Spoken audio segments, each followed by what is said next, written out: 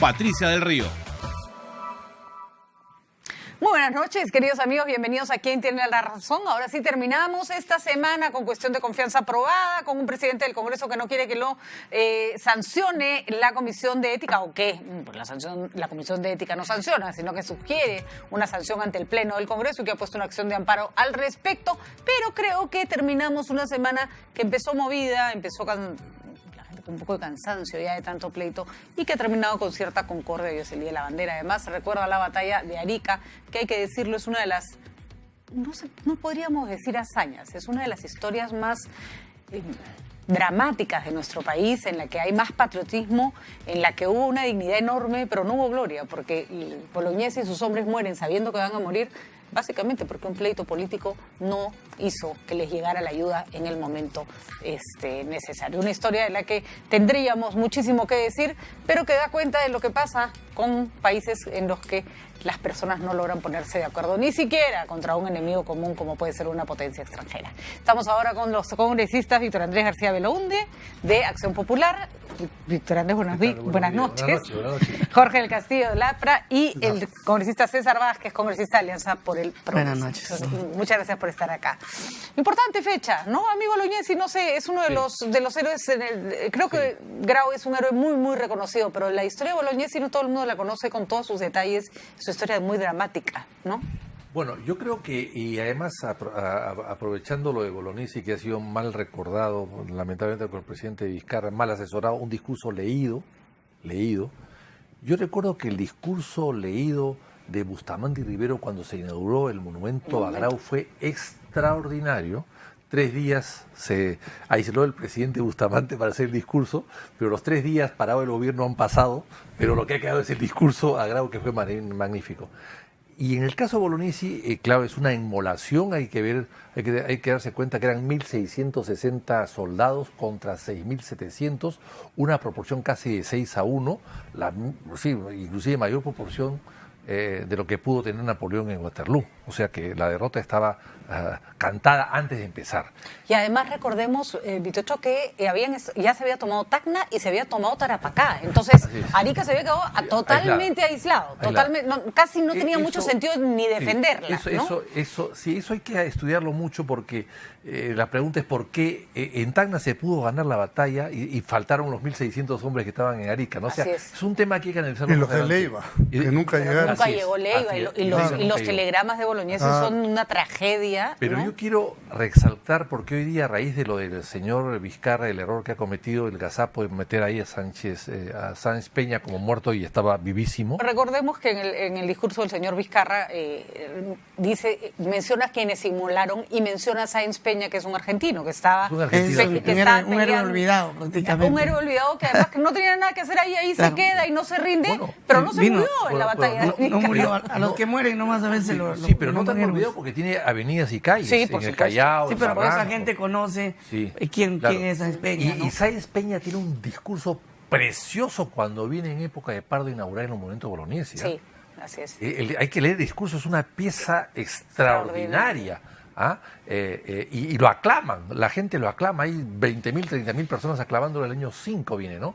Y está Cáceres presente también. Bueno, pero volviendo al tema de Bolognesi, porque, y aprovecho esto, Patricia, si me permites, para recordar lo siguiente, la gente recoge en Bolognesi una carta famosa que se dice que él escribió en el cual decía a su mujer, no pidas nada de mí o por mí porque van a pensar que mi muerte o mi sacrificio tuvo un precio.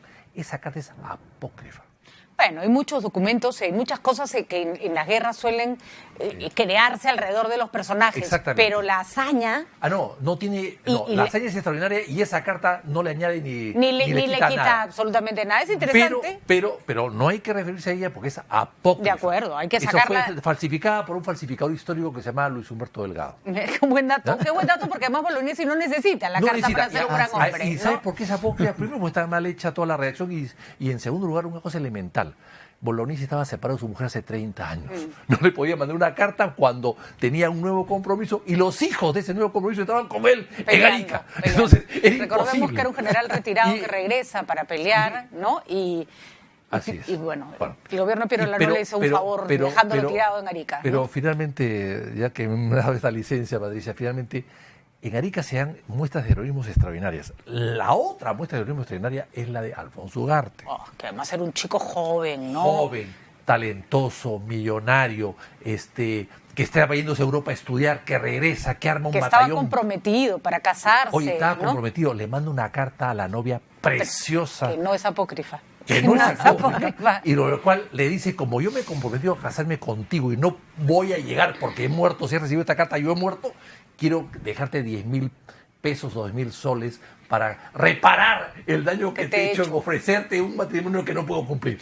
No, es una belleza. No, y Alfonso Ugarte además crea un ejército, un batallón privado con su plata, los arma con su plata. Así es. No, la historia es magnífica porque lo del último cartucho, que también dicen a veces que es una frase que se dio o no se dio, más allá de que se dijo o no. Esa frase sí es cierta porque es un cable. Es un cable. No es un discurso, es un cable. Y saben que se van a morir. Eso lo reconoce inclusive Vicuña Maquena en su libro.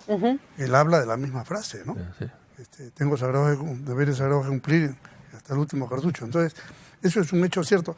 Ahora, lo coincido con Víctor Andrés, este dislate hoy día del presidente. Es una mala información, y eso es lo peligroso es lo siguiente. ¿Quién le hizo ese discurso al presidente? Pero no pueden permitir exponer al presidente de esa manera, ¿no? No puede. Minutos antes, el ministro de Defensa había dado la versión correcta. Inclusive dijo, en 1905 estaba acá, Sáenz Peña, inaugurando este monumento, y 5 minutos después el presidente dice que Sáenz Peña se ha muerto. Y también lo mata a Varela, Marcelino Varela, que muere 9 años después, ¿no? Entonces, pero lo peor de todo es que acaba de salir un video de la PCM, qué pena estar tratando de llamarlo al primer ministro, no han podido comunicar, en la que ponen unas imágenes de la batalla de Arica, pero hay unas tropas con la bandera española, ¿no?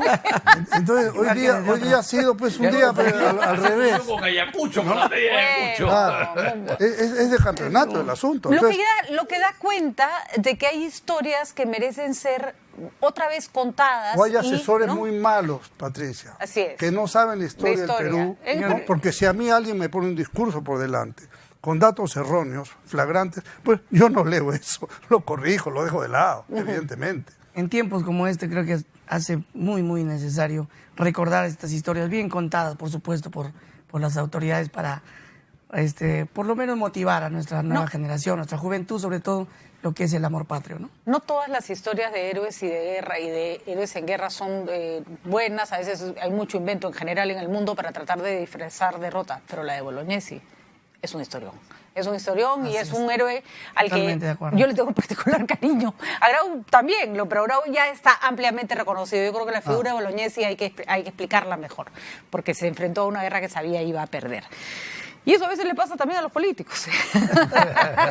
Afrontan guerras que se inmolan. Y hoy día vamos a hablar de, después de que nos hemos permitido esta conversación que me parece utilísima, y gracias por ayudarnos con sus conocimientos, vamos a conversar lo que pasa con el congresista Daniel Salaverry, presidente del Congreso, que está en una situación particularmente complicada. La Comisión de Ética lo investiga por hechos que existen, que en cierto sentido efectivamente se han probado que su origen ha sido espurio, ha sido falso, pero sobre los que él como jefe de despacho tiene cierta responsabilidad. ¿Esa responsabilidad lo alcanza para ser sancionado con 120 días de suspensión? No sé. La verdad que eso lo tiene que decidir el Pleno cuando eso se someta a Pleno. Pero el señor Salaverry ha decidido poner una acción de amparo al respecto y ha dicho frases tan polémicas como la siguiente. ¿La tenemos, Catalina? Lo haga de manera imparcial y objetiva. ¿Cómo pueden ser objetivos e imparciales congresistas que hace muy poco me han firmado una moción de censura para sacarme de la presidencia? Ahí no hay ningún tipo de imparcialidad. ¿A quién le queda alguna duda de que hace mucho que Fuerza Popular me quiere ver, igual el APRA, fuera de la mesa directiva? Yo lo único que pido es que se realicen estas investigaciones, pero respetando el debido proceso. Me sorprende, además, he escuchado ahora a algunos congresistas que han salido a hacer declaraciones en el Congreso. Sí. Me sorprende que quienes ayer se mostraban como terribles defensores de la Constitución, ahora cuestionan que yo haga uso de una herramienta constitucional como el amparo. Bueno, me iré a mi casa 4 meses suspendido arbitrariamente por una cúpula de una bancada, pero en el 2021 estoy seguro que muchos no se irán a su casa, sino que se irán a Castro. En general, los riesgos de que una comisión como la de ética pueda ser usada para venganzas políticas es altísimo. Por eso incluso se ha propuesto en algunos casos que la comisión de ética no dependa del Parlamento. Yo creo que la señora Foronda, por ejemplo, en su momento hay gente que no la quiere, tampoco tiene que haber recibido un trato imparcial. Es casi imposible que haya imparcialidad entre congresistas de diversas bancadas. ¿Qué contestó la señora Enet Sánchez, presidenta de la comisión de ética, que por cierto pertenece a la bancada de gobierno, no es de la bancada fujimorista? ¿La disolución de la comisión puede ser una solución? Yo creo que de marcarse este precedente ahora, o sea, de ser aprobada esta medida cautelar y esta acción de amparo, ojo que son medidas de procesos judiciales viables, legales, que corresponden a cualquier ciudadano hacerla.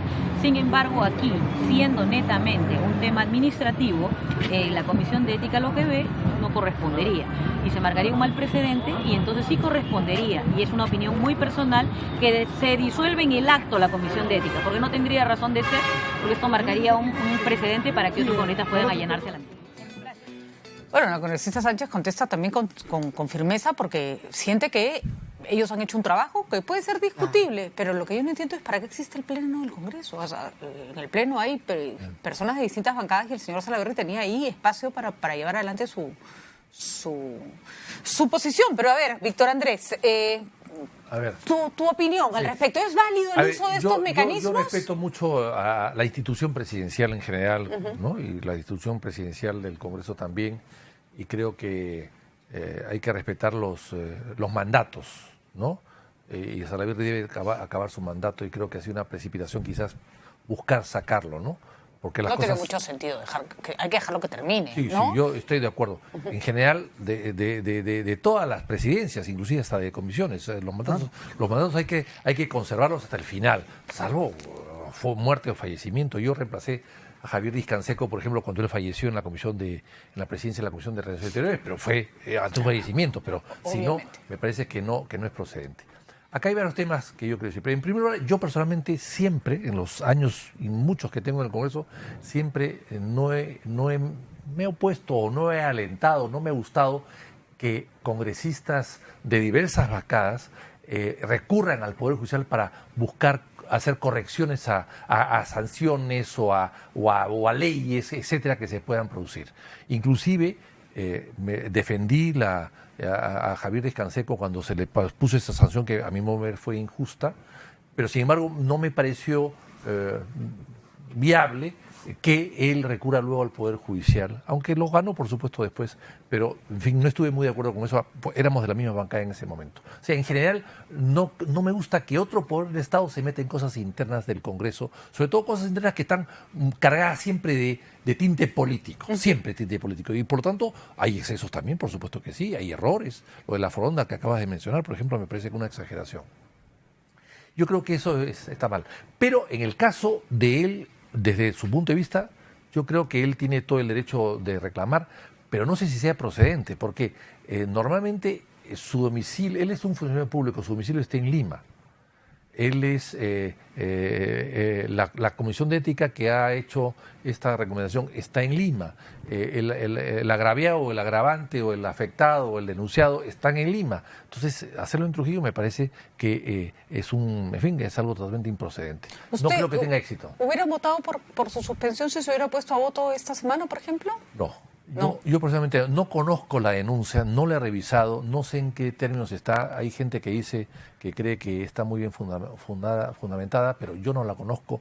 Hubiese tenido que estudiarla para revisarla, pero en principio no, por el solamente hecho de que hay que esperar a mi modo que termine su plazo, ¿no? Además están sustentadas el hecho de que las firmas presentadas en esos informes han sido falsificadas, ¿no? Y si de pronto eso como exceso, sancionar a alguien éticamente por haber caído en una trampa. Pero la denuncia existe y es seria, y lo menos que se puede pedir es que se discuta. Jorge. Mira, faltan 40 días para que acabe todo este proceso y se elija el nuevo presidente. Menos de 40 días, me parece. Menos, claro. Sí. Por ahí estamos. Entonces... ¿Y 10 días que acabe la legislatura? ¿O sí, menos de 10? Sí. Entonces, remover al presidente con el mismo criterio que rechazamos el cambio de las comisiones, que hubo abstención y fue una forma de rechazo, y votamos todas las bancadas en ese sentido.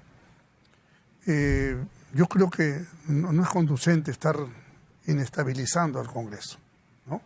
Así como si alguien me dijera vamos a pedir la vacancia del presidente de la República, yo también estaría en contra, salvo que después haya una causa contundente, ¿no? Pero por razones políticas, por entreveros de otro tipo, no creo que sea lo más conveniente. Eso por un lado. Tampoco es conveniente que el señor Salaverry enjuicie al Congreso, una especie de Vidaurre contra Vidaurre, ¿no? Porque finalmente el representante legal del Congreso es él, ¿no? Exactamente. Entonces, ¿cómo es esto que se demanda? ¿Es viable que demande una comisión? Yo no sé, francamente, ¿no? Es un poco como jalado de los pelos. Claro. Además, está claro que lo que le preocupa al señor Salaverry no es irse a su casa pasado mañana. Tiene pensado dirigir posiblemente una nueva mesa directiva. Y sus aspiraciones son absolutamente válidas, pero si el contexto le resulta adverso, no puede echar mano de todas las triquiñuelas legales para seguir aferrándose a un cargo que de repente ya no le corresponde. El que ¿no? respira, aspira, ¿no es cierto? Entonces, yo creo que él debiera quedarse un poco más tranquilo. Esa votación de antes de ayer fue un revés muy grave para él, ¿no? Él mismo forzó una situación que no Él le convenía. forzó, y se le pidió, no lo ponga, tranquilo, va, adelante, se fue de cara. No está actuando con sensatez, más allá de que se pueda sentir perseguido. Un poco acosado, inestable, ¿no? Emocionalmente. Yo creo que el mejor consejo que le podemos dar, señor presidente del Congreso, usted nos representa a todos, no tiene que decir que cuando el 2021 se van tantos a la cárcel, no me parece una frase prudente a estas alturas. En todo caso que singularice, ¿no? O sea, si quiere dar ese mensaje que diga fulano, mengano y se Entonces hay que bajar. ¿no? O sea, en un momento que suponías después pasado el voto de confianza, podía establecerse un mejor nivel de diálogo. De hecho, nosotros hemos tenido ayer una reunión con Salvador de Solá, el señor primer ministro, y muy bien, y él ha anunciado que va a hacer otras reuniones con otros grupos. Entonces, esa es la idea, tender puentes de conversación, de entendimiento. Y viene el señor Salaverry y tira una dinamita al medio. No está bien, ¿no? Yo creo que hay que corregir eso. A ver, congresista Vázquez. Bueno, para nosotros yo creo que las palabras vertidas por Salaverry como presidente del Congreso son, creo, absolutamente inadecuadas, ¿no? No podría estar advirtiendo la posibilidad de ir a cárcel de algunos colegas. Yo creo que no están a la altura de la investidura de un presidente del Congreso de la República, ¿no? Seguramente está pues con la cabeza caliente. Me uno a la invocación, ¿no? De que hay que pedirle un poco más de calma porque representa a todos los congresistas, pues definitivamente, y tiene que dar muestras de madurez en ese aspecto. En cuanto a la disolución de la Comisión de Ética. Yo creo que como que sí y que no. A ver, ¿qué parte sí, qué parte no? La parte que sí, digo, obviamente, si se atiende la medida pedida en el Poder Judicial, la acción de amparo, va a quedar un mal precedente, ¿no es cierto? Muchos otros colegas que se sientan también sancionados en ética van a acudir. Así es, y se van a salvar. Entonces, allí tendría razón la congresista Yene Sánchez al decir que si va a salir estas medidas, mejor que se cierre la Comisión de Ética, no tendría sentido. Y ahí creo que razón no le falta.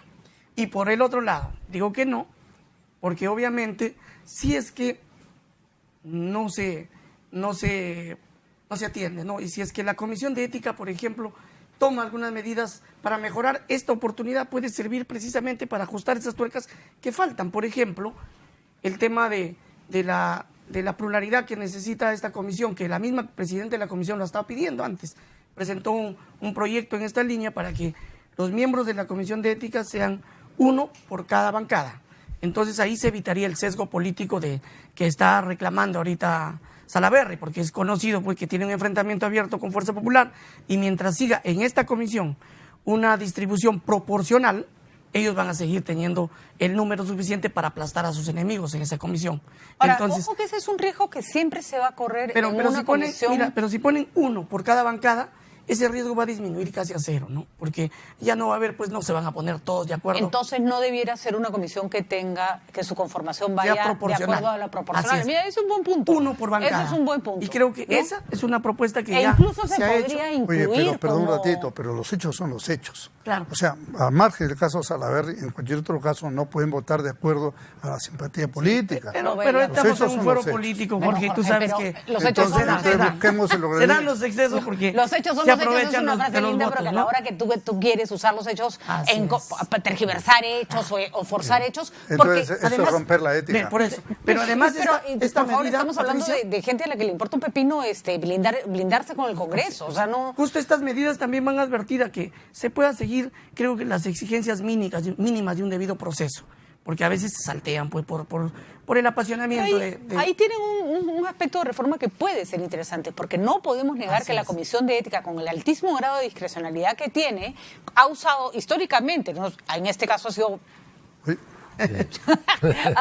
Perdón, ha sido más evidente, pero incluso se pueden sancionar a personas para evitar que estén en determinadas votaciones si es que quieren. O sea, una comisión con esa fortaleza en manos inescrupulosas que siempre pueden pasar es demasiado, ¿no? Creo que antes no había, ¿no? A ver, no, nunca había comisión de ética. Antes no había. Pero miren, en cuanto a la denuncia que lo había hecho en Trujillo, yo sí ahí discrepo con mi doctor Andrés, ¿no? Porque jurídicamente la acción de amparo es válida. Le corresponde a él, como ciudadano, si considera que hay un derecho que se le está vulnerando, recurrir a esto, la ley lo permite. Pero eso ahora, huele a juez del Cono Norte. Pero políticamente, obviamente, debe anteponer él su representatividad como presidente del Congreso. Que ponen acciones de amparo. Sí, pero eso la ley lo permite. Pero por eso digo, lo que permite la ley está bien. Así es, jurídicamente es legal. Es válido, es legal, pero es ético, políticamente es inadecuado. No, además todo lo que es legal es ético, ¿no? Sí se puede porque dice la ley cuando se puede presentar en donde registra su domicilio, ¿no? Y el domicilio de él es en la libertad. Que viva acá, esa es otra cosa, es la residencia, ¿no? Entonces, puede ser, pero creo que políticamente, pues no está bien que un presidente del Congreso, por defender su pellejo individual, ponga en riesgo a toda una institución que le está obligado a defender. Lo de Trujillo en realidad no ha hecho nada ilegal, estoy totalmente de acuerdo, es algo feito, ¿no? Sí, no se ve bien. Yo agradezco mucho que el doctor Vázquez, que es médico, me corrige a mí que soy abogado. No tienen su punto de vista, no son puede jurar, pero no corregir. En historia sí no te puedo corregir. ¿Cuál es tu especialidad? Cirujano. Me está no te quejes. con anestesia. No te quejes. Ya, es interesante lo que dice el doctor Vázquez, por supuesto. Yo me reafirmo en lo que digo. Funcionario público, su residencia es aquí, donde trabaja. Residencia. En fin, es un tema discutible y le agradezco la precisión, pero que los expertos digan en todo caso, ¿no? Pero en fin, yo recogiendo la idea de él, en el sentido, yo creo que la Comisión de Ética, que no existía antes, es cierto, y que se creó para vigilar la conducta o inconducta de los parlamentarios, no ha dado lamentablemente los resultados que se quería. Yo planteé en una oportunidad presentando un proyecto de ley para que la Comisión de Ética sea extraparlamentaria, externa, que sea externa y que sean, digamos, miembros natos los expresidentes del Congreso, etcétera, etcétera, etcétera. O sea, gente que está fuera de la lucha partidaria, qué sé yo, ¿no? Pero que tengan relación con el Congreso. Pero eso hasta ahora no se ha aprobado. Pero lo que sí creo es que el buen cambio que se puede hacer es lo que él se tiene que ver interesante en el sentido de que sea uno por bancada, que no haya mayoría de nadie, para que no haya pues esta carga política de defensa a tu correligionario, ¿no? Y eso sí se podía lograr. Eso parece una buena... Y en levantamiento de fuero también, en la Comisión de Levantamiento de Fuero. También. O sea, para que no haya lo que está pasando. Miren, tienen reformas pendientes, ahí tienen buenas ideas, Claro. que además no las ha mandado Vizcarra. Las pueden aplicar ustedes. Vizcarra no se ha iluminado con eso. Menos mal, porque cuando viene del Palacio no les gusta. Entonces, por eso es importante que el mismo Congreso genere sus propios mecanismos de corrección. Sí. No, Vizcarra se mandó una cosa equivocada, con hombres equivocados, con gente viva o muerta. No sé qué cosa hubiese hecho. Cirujano, corríjalo. Mientras vamos a una pausa, regresamos en breve.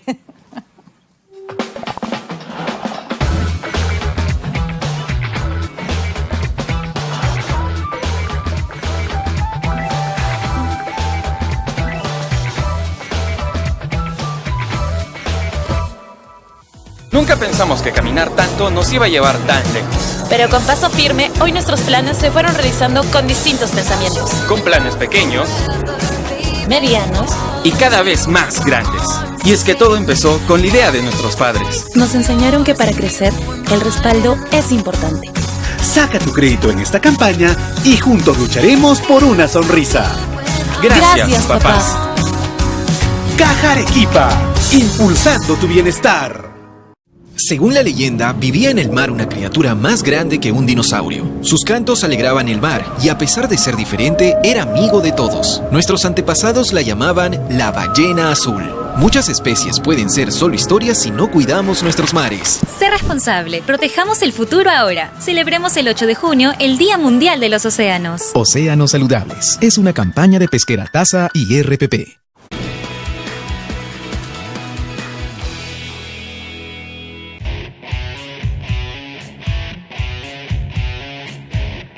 Carlos Segarra, presidente de la CONAD, anunció medidas de prevención y la elaboración de un plan de trabajo con el objetivo que ningún deportista peruano arroje positivo en las pruebas antidoping durante los Panamericanos y Parapanamericanos Lima 2019. La CONAD realizará un total de 350 pruebas a deportistas nacionales, previo al inicio de los Juegos Lima 2019. Esto para evitar los casos que se presentaron en Toronto 2015, donde Perú perdió 2 medallas, una de oro y otra de plata.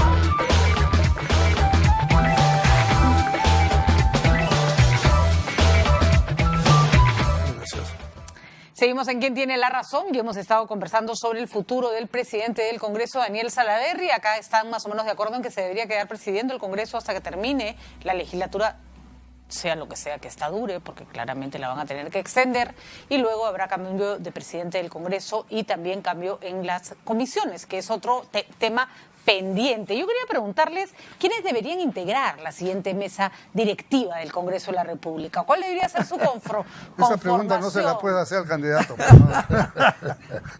Yo me abstengo a opinar. Imagínate que no postulas. No lo sé qué va a pasar. Es Digamos, complicado. Falta mucho tiempo. Planteemos las cosas de otra manera.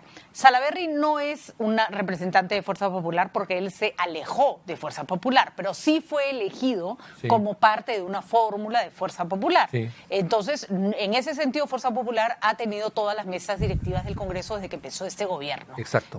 La pregunta es, ¿está en condiciones o debiera seguir, más allá de que después los traicionen, apuntándose a esa opción, o ya es hora de que los de Fuerza Popular digan, ya estuvo bueno? A ver.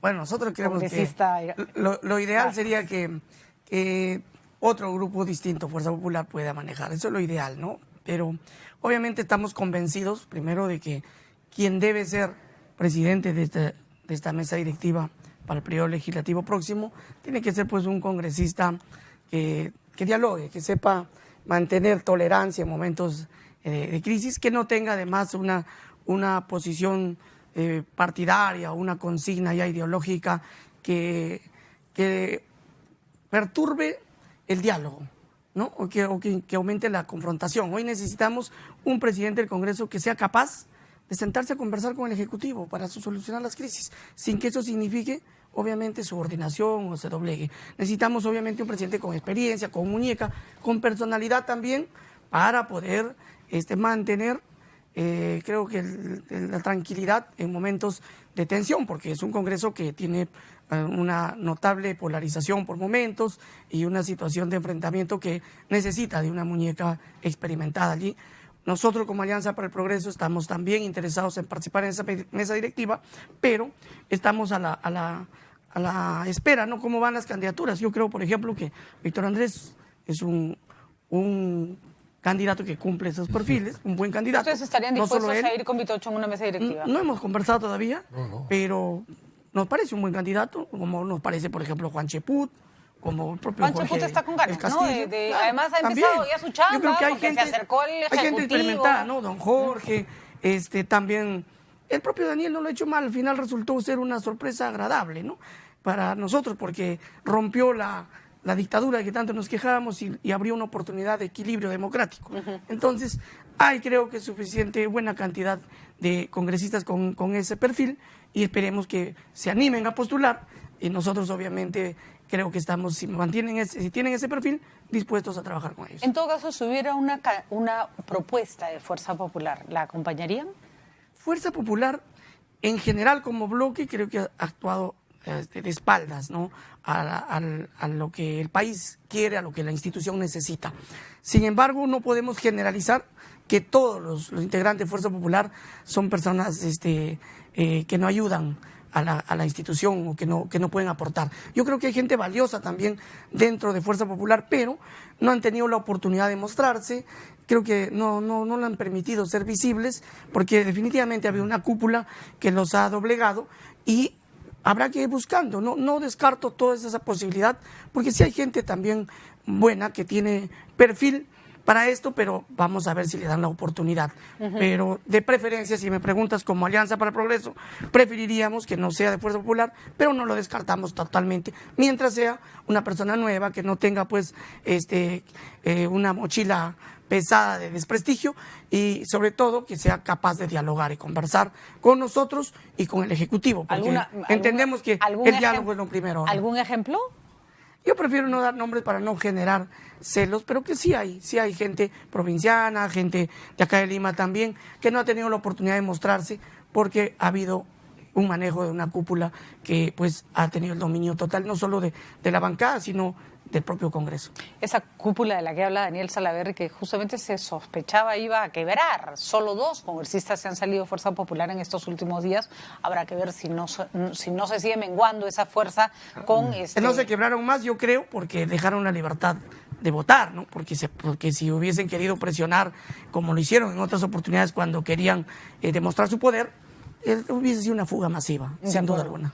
Jorge, ¿les gustaría presidir una mesa, acompañar una mesa? ¿Acompañarían a Vitocho? Mira, en primer lugar yo creo que la propia gente de Fuerza Popular está un tanto persuadida de que no deberían insistir en presidir la mesa, ¿no? Se quejan de que se les echa la culpa de todo lo que pasa en el Congreso a ellos, pero insisten en poner la cara siempre ellos primero, ¿no? Bueno, pero... Han acaparado tanto que...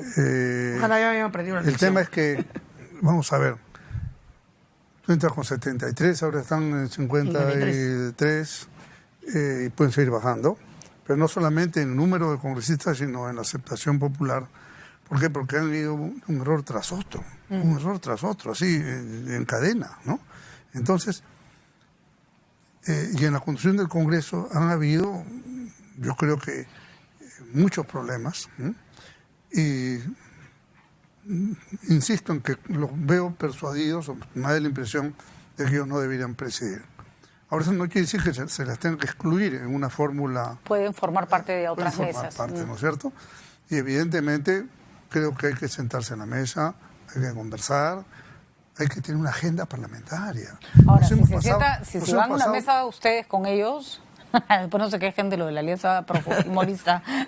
Hemos votado bien distinto de ellos el otro día. Entonces yo tendría que hablar, hay una alianza, no sé... Fuji-vizcarrista, ¿no? ¿Cierto? No, bueno. Bueno, por eso, pues. Faltan datos para cuando se trata de Lapra, sí le cargan el San Benito. No, cuando se trata de otros. Lo que pasa, Jorge, es que tampoco vamos a negar que hay un comportamiento en el que Lapra y el fujimorismo, vamos a decirlo elegantemente, han coincidido durante mucho tiempo. Pero nosotros no tenemos interés en estar en la mesa.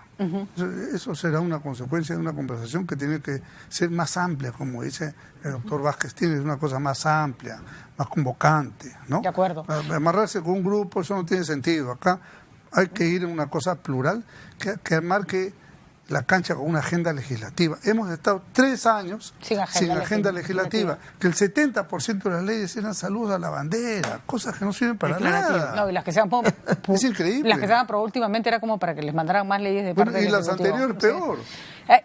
Víctor Cho, si te excluyes del discurso, nos aburrimos en la conversación, así que te voy a hacer preguntas desde otra perspectiva.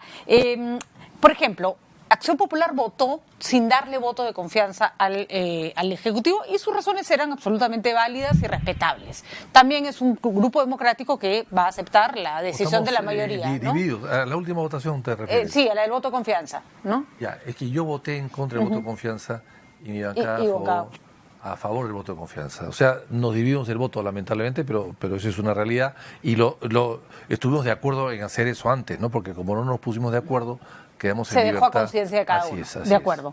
Salvador del Solar ha empezado un intento de generar vínculos con el Congreso, lo cual es absolutamente necesario para una reforma. Totalmente necesario. Y ya era hora de que algún premier se tomara el trabajo de hacerlo.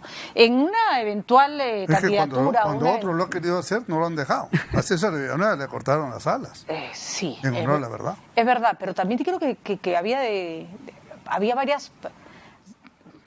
La historia es más complicada que simplemente no los dejaron. En el caso de toda la época Kuczynski, yo sí estoy de acuerdo que la cosa era inviable. César Villanueva tenía sus propios problemas también, ¿no? Decidió trabajar con una bancada con la que después decidió ya no trabajar y se le complicó el panorama. Pero algún día analizaremos con más detalle. Él sabe más que nosotros. Sí, aquí está esa bancada presente. Así es, abandonó su propia bancada para unirse a otra, la que después... regresó como el hijo pródigo. Y ya estaba todo un poco dañado. Pero en una eventual presidencia del Congreso que presidieras, Víctor Cho, que no es para nada improbable, ¿cuál sería tu relación con el Ejecutivo? Buena. Yo me llevo muy bien con todos ellos, de manera individual, digamos. No me cabe la menor duda que te reirías y te tomarías un café, pero en la materia de trabajo conjunto, ¿no? Yo me llevo con todos bien, pero claro, tengo discrepancias, por supuesto, ¿no? Pero eso no significa que las discrepancias te pueden llevar a la enemistad, ¿no? Ni a la adversidad en absoluto. Pero, por ejemplo, no poner temas en agenda. Hoy día, por ejemplo, hemos discutido, es interesante lo de hoy día, hemos discutido en la cuestión de Constitución el tema de los impedimentos para ser candidato al Congreso o a un cargo político. El presidente o el señor ministro o el gobierno han planteado la modificación de un artículo de la Constitución, creo que es el artículo 34, que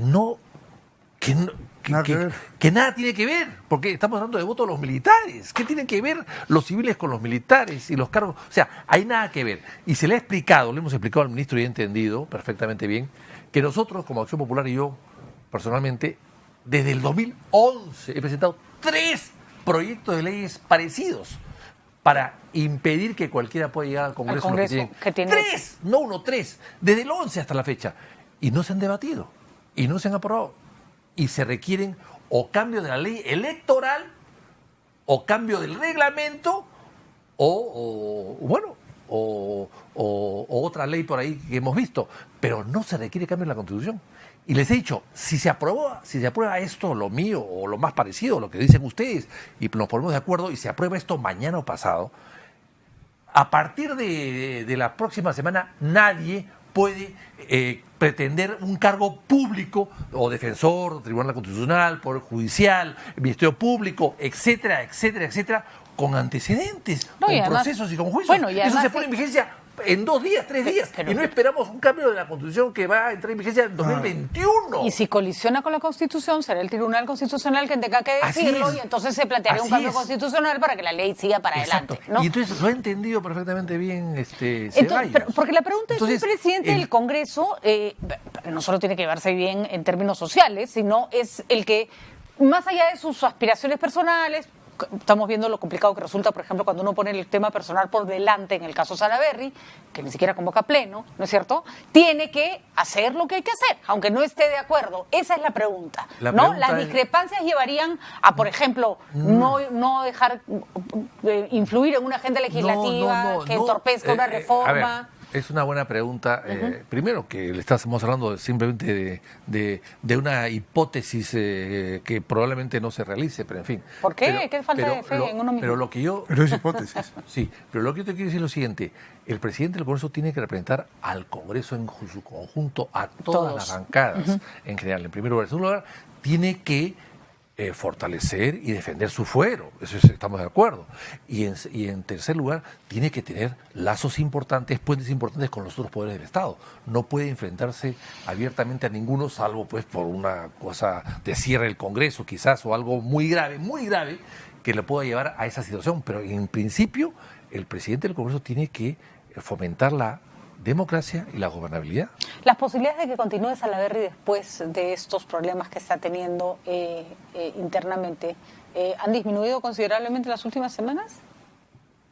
Yo creo que sí están debilitando su posibilidad, pero tampoco lo podemos dar por muerto, ¿no? Porque en el Pleno, si el Pleno, por ejemplo, lo salva de este tema de la sanción ética, estaría demostrando que tiene un espacio no solamente en el grupo de antifujimorismo, sino también dentro del propio fujimorismo, y eso creo que muy por el contrario lo podría hasta fortalecer, ¿no? Entonces yo creo que él debería tomar el riesgo de atreverse y ponerlo en el Pleno a ver cómo va. Sobre todo que fue un hombre que demostró que sabe hacer política. Sí, Entonces, claro. ¿por qué escudarse en argucias judiciales cuando él políticamente puede revertir su situación si esta es injusta o es producto de una persecución? Yo creo que tuvo... Aprendió en el APRA. Sí, de hecho. Pero por mucha experiencia que tenga y se le ha reconocido, creo que tuvo un error gravitante político, y que fue no poner en agenda el cambio de comisiones unos 10 o 15 días antes de la cuestión de confianza. Porque si se hacía eso, uno, cambiaba totalmente la composición de la permanente y no tendríamos los resultados que el pueblo nos ha cuestionado sobre el caso Chávarri, y dos, hubiese logrado la propuesta de la pluralidad o de la equidad en la comisión de ética, porque una de las propuestas para el cambio de comisiones era que ética tenga uno por bancada. Si eso sucedía, no tendría por qué estar llorando ahora sobre la difícil tomar una decisión así cuando él va a estar reinvestigado en ética, ¿no? Pero complicado, pero es verdad, las cosas que no se hacen en su momento, ya después no tienen mayor sentido. Ahora, eso no quiere decir, y eso también es importante señalar, que el nuevo presidente del Congreso, si se reelige el señor Salaverry, viene con recomposición de comisiones. Eso ya resulta absolutamente impostergable. Ante cualquier presidente. En agosto, de todas maneras. Inevitable. Lo que sí sería interesante es que todos los congresistas decidan en qué bancada se van a quedar, porque también exacto, qué complicado, cada vez que van a recomponerse el Congreso la Federación de Fútbol, ¿no? Cierre de pases, ¿no? Esa está buena. Debería haber un tiempo, hasta acá se cambian ustedes de bancada. O si se cambian, ya no tienen la probabilidad de recomponer las comisiones, porque las comisiones sí tienen que ser para todo el año, ¿no? Porque si no se cambia todo. Porque, por ejemplo, Juan Cheput podría ser presidente del Congreso. ¿Tiene que formar parte de alguna bancada para ser presidente del Congreso? Y ahorita no tiene. En estos momentos no. Ahorita no tiene, ¿no? No tiene bancada. Problema, el reglamento exige pertenecer a una bancada para poder postular. Si no encuentra una bancada, no va a poder ser candidato. Injusto que esté fuera, en fin, ya. No es injusto que esté fuera, porque es un hombre de calidad. No, es un hombre. No, claro, por supuesto. Es un gran cuadro. Pero, ¿y por qué está sin bancada? Porque lo abandonaron. Los evangélicos no lo vieron muy cristiano, creo, y formaron su propio grupo. Pero bueno, yo creo que con la capacidad que él tiene, estoy seguro que se va a ubicar fácilmente en otra bancada. Él y Gilbert Violeta están en la misma situación, ¿no? Están desbancados. ¿Y qué pasó con los dos personajes del fujimorismo que se salieron de la bancada fujimorista? Tampoco tienen... No, uno entraba a PP. Sí, uno ha entrado con nosotros. Está creciendo. Nosotros ya somos 10. Todos los días. Acuña está creciendo. Calladitos, ¿no? Ya somos 10, somos la segunda fuerza política en el Congreso, pero vamos por más, como dice. Mira, calladitos. Muy bien, señores, vamos a ver entonces, y lo interesante es que esto se haga en medio del juego político que el Congreso permite y no con bajezas, ¿no? No con pullas. Por eso también lo de la Comisión de Ética y el señor Salaverry se ha sentido tan desagradable. Eso es muy importante, que el Congreso dé una demostración. Primero, que ahí se puede hacer docencia política, hay que escuchar a la gente, hay que resolver las cosas, construir una agenda común con el Ejecutivo. Por supuesto. ¿No es cierto? Puede tener su agenda propia, pero hay temas comunes que se pueden hacer. Mira, el tema de seguridad ciudadana, por ejemplo, a gritos la gente lo está pidiendo.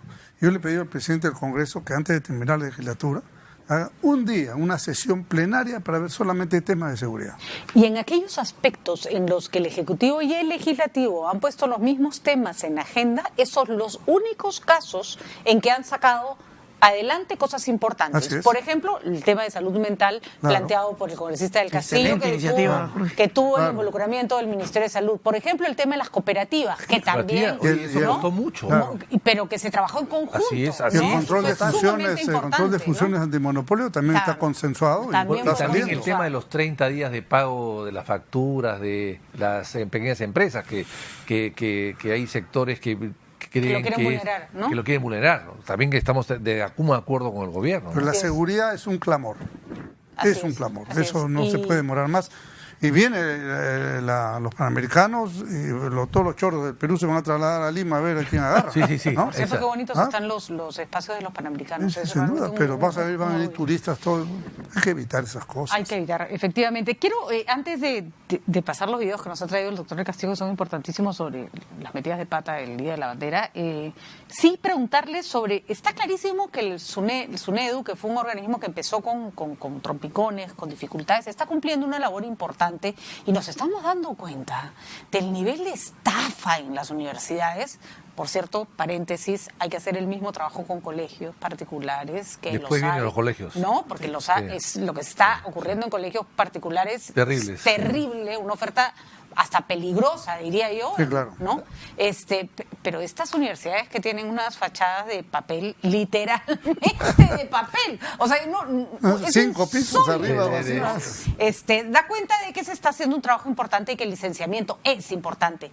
¿Hay una iniciativa para investigar a la SUNEDU en el Congreso de la República? No entiendo. Sí, se formó una comisión investigadora en el año pasado, en mayo, me parece, 2018, con la finalidad de investigar 3 cosas en SUNEDU, ¿no? Uno, los contratos de personal que aparentemente decían no se ajusta el perfil con los sueldos, ¿no? Es decir, habían bachilleres, por ejemplo, de una profesión que ganaban por encima de los 15.000 soles, ¿no?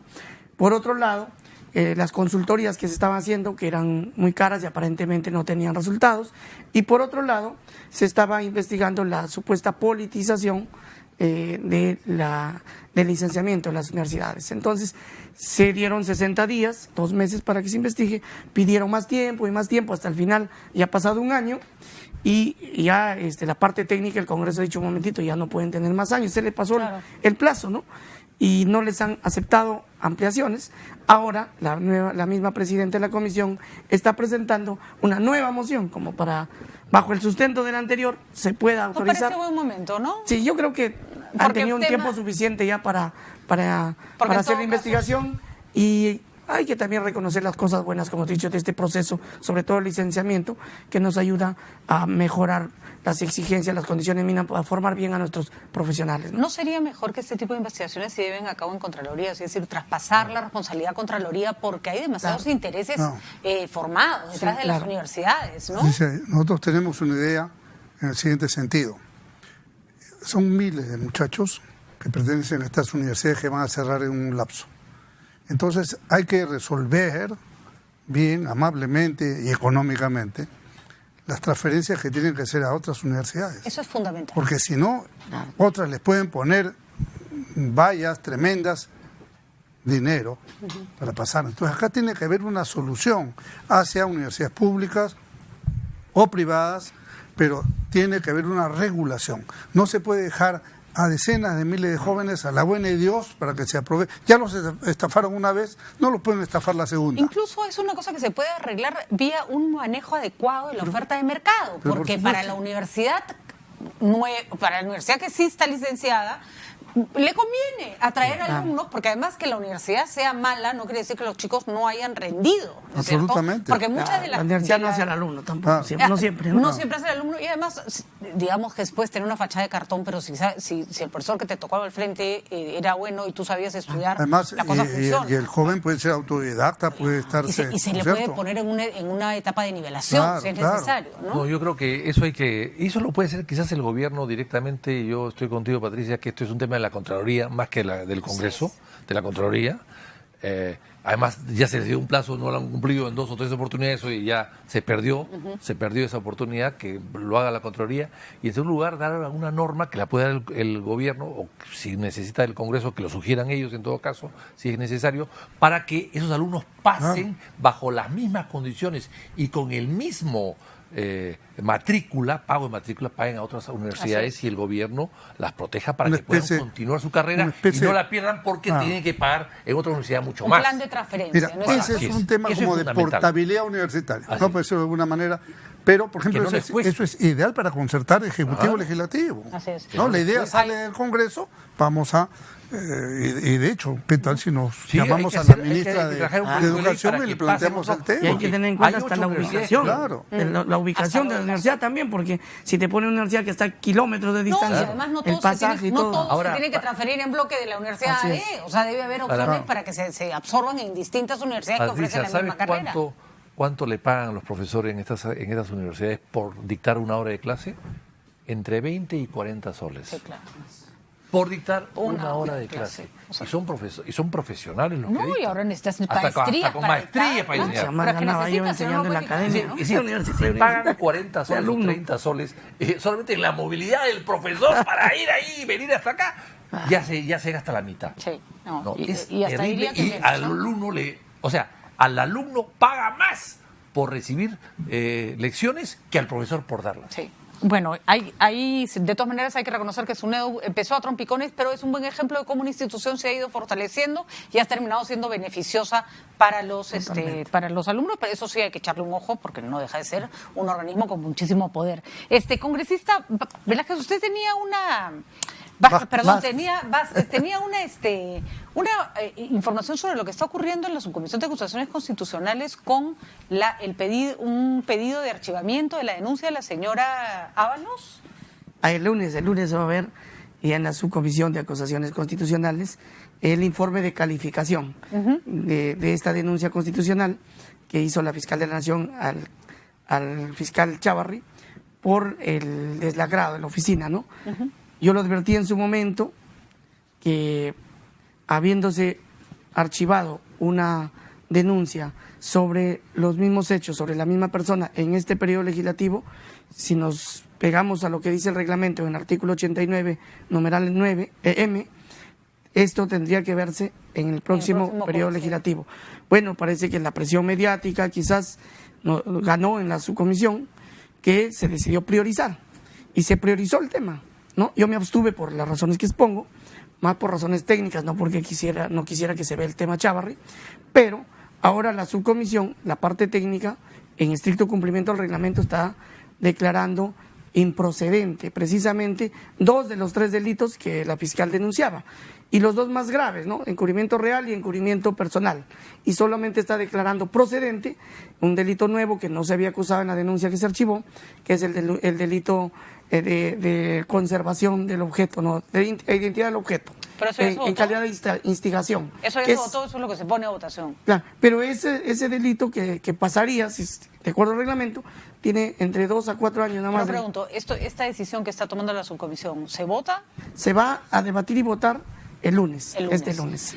Y esa es la recomendación técnica que se hace. Sí, la recomendación técnica es que se declare improcedente. Si se aprueba esa calificación, ese informe de calificación, y como dice el reglamento, si se aprueba esa improcedencia, 2 de los 3 delitos quedarían archivados definitivamente, prácticamente de manera definitiva, y quedaría solo el más débil, el más facilito.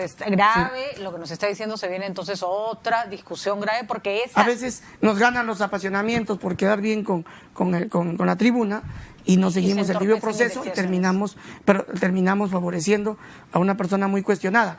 Y a mí lo que sí me preocupa es un poco que la misma Fiscalía de la Nación debió conocer esto, porque dijo en un momento la fiscal de la Nación que ella no puede acoplarse a los plazos del Congreso, pero no son los plazos del Congreso. El reglamento del Congreso tiene rango de ley orgánica y tú tenías la obligación de conocerlo. El lunes que probablemente se discute eso, vamos a tenerlo de nuevo para que nos vuelva a explicar, que el tema es bastante serio y se viene otra hecatombe con cintillos Chavarri, ¿no?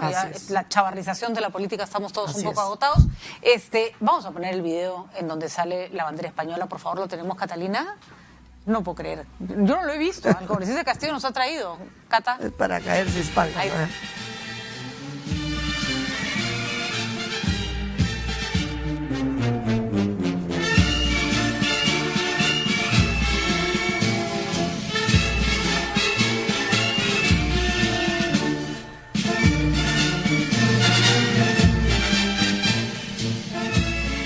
¿Pero cómo va a ser?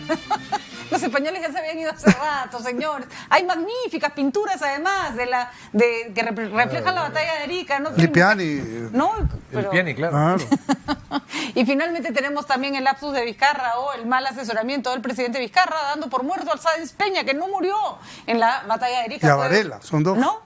A dos los mató, efectivamente. Que habían sido tomados prisioneros y que fueron liberados un tiempo después. ¿Tenemos las declaraciones, Catalina?